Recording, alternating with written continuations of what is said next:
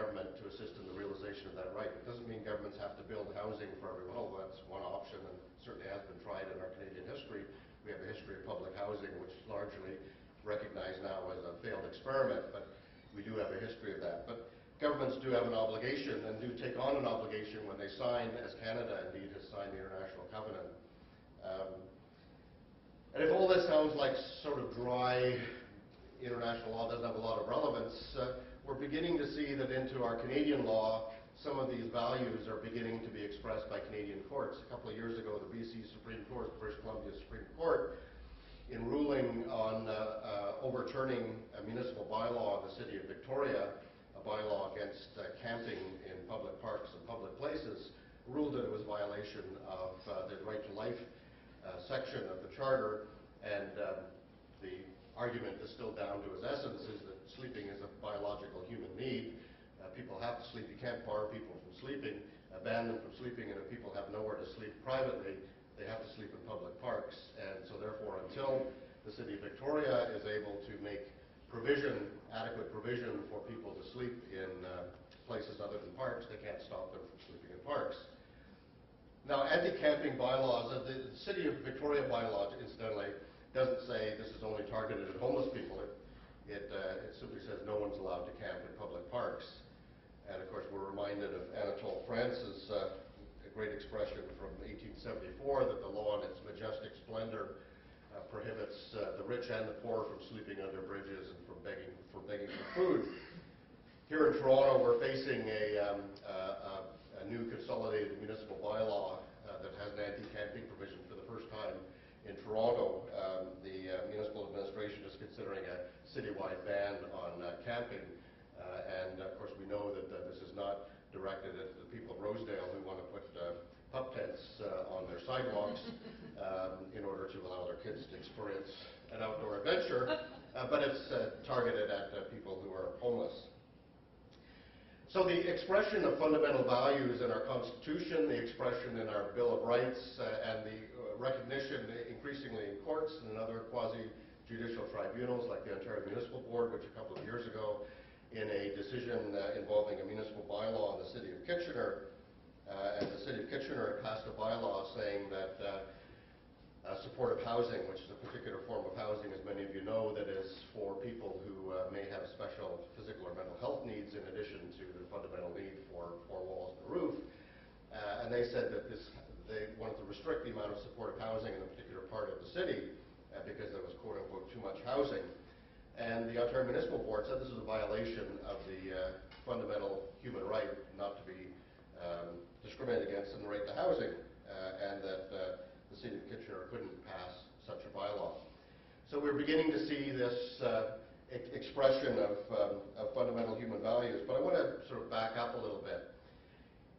We've seen in Canadian history, as we've talked about the fundamental values that are reflected in our sacred text, our Constitution, and our Bill of Rights, we've also seen that given expression from time to time in political policies and programs.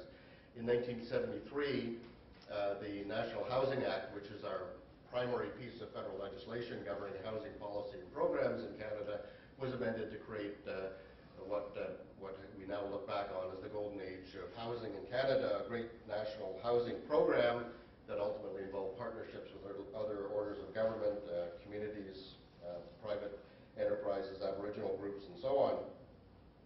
But in introducing that, the Federal Minister of Housing said that housing is a social right of every Canadian. It's obligation to government to help realize that right. That's why we're bringing forth the legislation. So we have these high watermarks in Canadian history where we actually see that those values are being translated into practical policies and programs. Now, many of you will know that my work involves the rather thankless task of plowing through public accounts, other statements, budgets, and other statements of the practical expression of values on the part of government. I spend a lot of my time trying to unpack what it is that governments are actually doing as opposed to the press releases that governments, when they talk about what they say they're doing. And most recently, in our analysis of where the federal government has been going in the last 2 decades or so, we've been noting, and indeed it's picked up in Senator Segal and Senator Eggleston's report, there's been a significant erosion, a significant withdrawal of the federal government in terms of housing and homelessness initiatives and programs. If you just simply take from 1989 to 2009, and just simply look at the federal housing investments, they grew at a pace that was much slower than the rate of inflation. So in fact, in real dollar terms, the federal government is investing less in housing by 2009 than it was in 89. And that's, during that period, we had, of course, two significant recessions and a number of other economic issues, the rise of mass homelessness in Canada, and yet federal investments. In fact, one of the ways that economists like to measure over time investments is to look at federal housing investments as a percentage of the gross domestic product, which is one way to sort of adjust for a number of different factors, and that shows an even more dramatic erosion of federal housing investments. We see that there are shrinking federal funds that are authorized under the National Housing Act.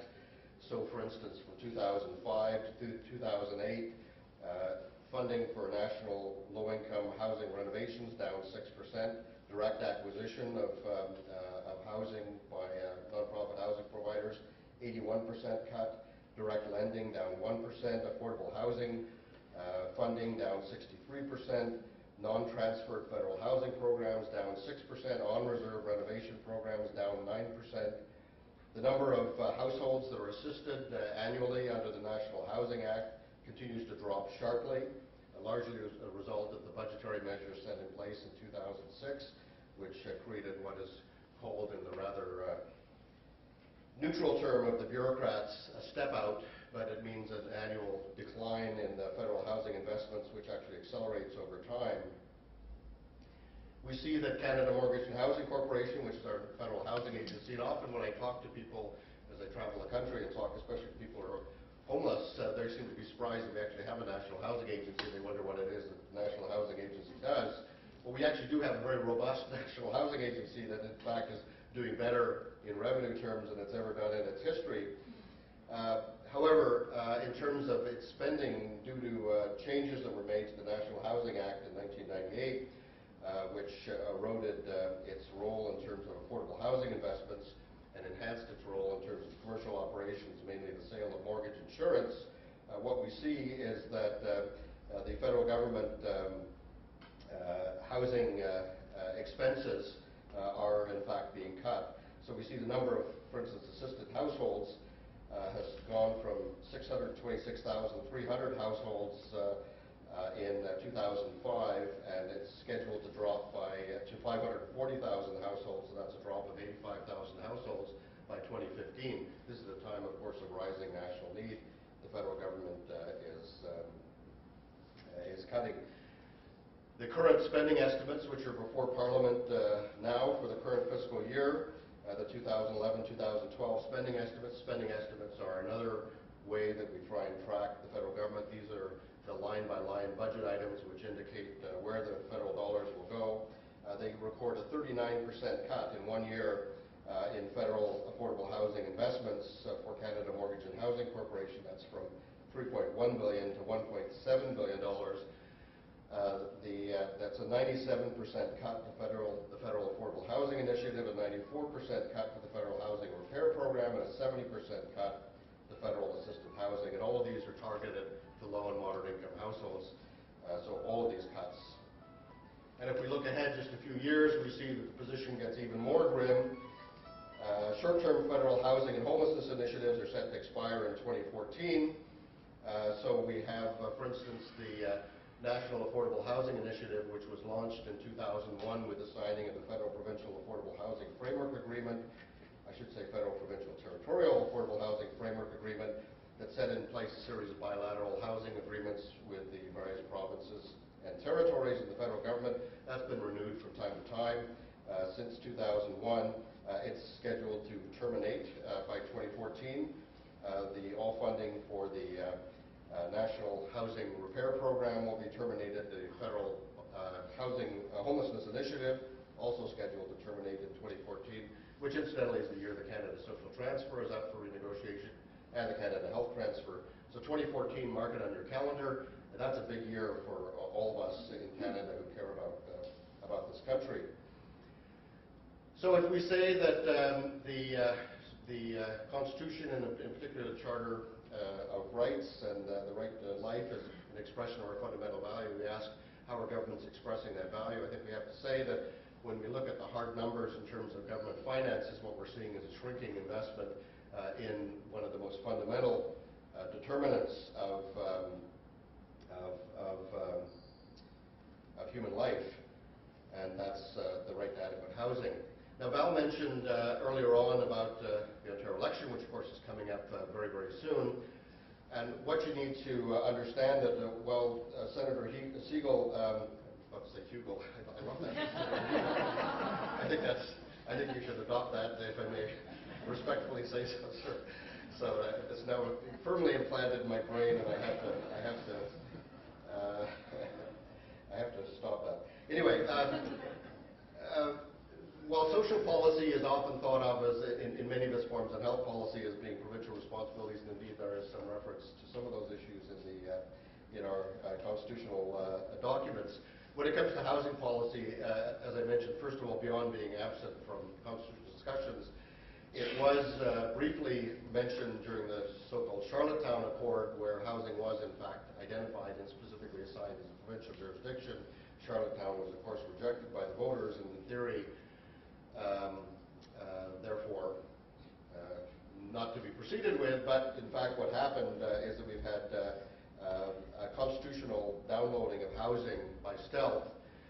As recently as 2005, the provincial and territorial housing ministers meeting in White Point in Nova Scotia issued a document become known as the White Point Principles, in which they assert that housing is the exclusive jurisdiction of the provinces, and the only role of the federal government is to give them money and then just shut up and not tell them how to spend the money and not do anything more, which sadly often is the role the provinces take on many areas, where they simply assert that they just simply want federal dollars and nothing else. The reality is that when it comes to housing, that in the history of Canada, whether we go back to the Dominion Housing Act set in place during the Depression of the 1930s, or the more recent National Housing Act brought in at the end of the Second World War with its first target to address veterans, what we see is that housing has always been a shared jurisdictional issue. Here in Ontario, I want to mention a few things about housing investments. One thing I want to mention to you is that of the $600 million plus that the Ontario government spends on an annual basis on housing, the vast majority, more than three-quarters, comes from the federal government. But the Ontario government actually acts as a recipient of federal dollars and then passes them on to municipalities to spend on particular housing initiatives. The province itself adds a very small amount of provincial funding on the operating side, and a slightly more significant amount of money on the capital side. But what's interesting when you look back over the last 8 or 10 years, in Ontario, you find that Ontario has been playing follow the feds. When the federal government in 2001 introduced the Affordable Housing Framework Agreement, $680 million initially, and asked the provinces to cost share, Ontario, after 4 years, agreed to cost share, and by 2005 was involved in the cost sharing of that agreement. Similarly, in the 2005 Parliament, when the federal government authorized $1.4 billion in affordable housing program, the Ontario government, about 3 years later, agreed to sign on and cost share its share of the federal spending. In 2009, the Ontario government was a little bit more rapid in its response when the federal government in its 2009 stimulus package announced $2 billion in federal funding for affordable housing investments. The Ontario government relatively quickly decided to step in with its matching share, and we've seen indeed in fiscal 2009, fiscal 2010, the Ontario government has placed a substantial amount of money, something in excess of $300 million to match federal dollars. All that money expires, or has expired as of March 31st, so we now actually have a situation where because the federal government is no longer taking the lead and federal funding is withdrawing, Ontario funding is